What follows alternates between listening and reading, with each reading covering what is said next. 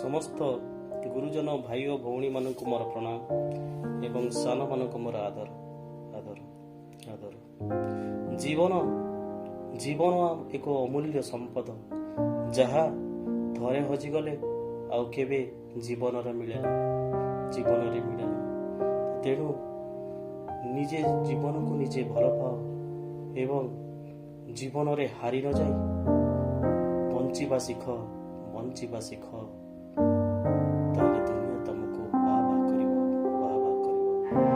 ଏମିତି ଭିତରେ କିଛି ଭାବ ନେଇ ମୋର ସୁନ୍ଦର ଏକ କବିତା ଶୁଣେଇବି, ଯାହାର ନାଁ ପଛଘୁଞ୍ଚା ନିଃଶ୍ୱାସ। ଶାନ୍ତ ଧାରାର କାନ୍ତ ତୁମେ ହେ କର୍ମେ ପିୟୁଷ ଢାଳ, ହସ୍ତେ ହସ୍ତାର ଜ୍ୟୋତି ଆସ, ଅହଙ୍କାର ସବୁ ଜଳ। ଅଧୀର ପବନ ପିଠି ଟାଣିଥିଲେ, ନିଶ୍ୱାସ ଅନୁଭୂତି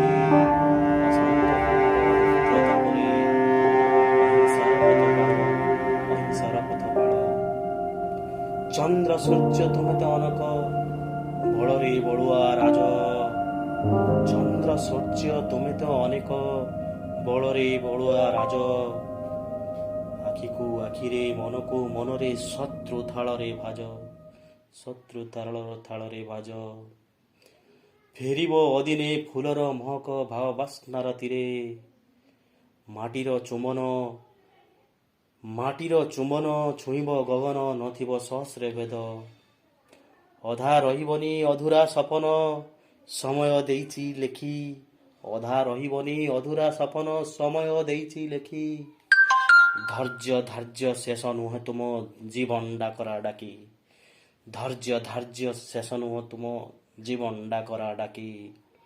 ଜୀବନ ଡାକରା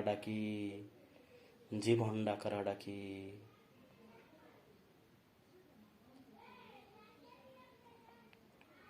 ରାତିର ଆୟୁଷ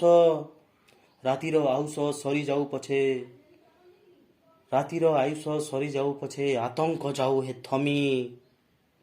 ଭବ୍ୟ ସାଗର ସୁନା ଦେହେ, ନିଜକୁ ପାରିବ ଦେଖି। ହଜିବ ଖୋଜିବ ହରାଇ ପାଇବ, ଫେରିବ ସେଦିନ ହସ।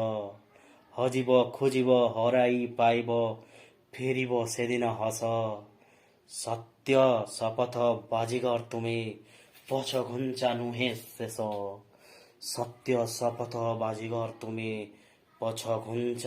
ଶେଷ। ଧନ୍ୟବାଦ।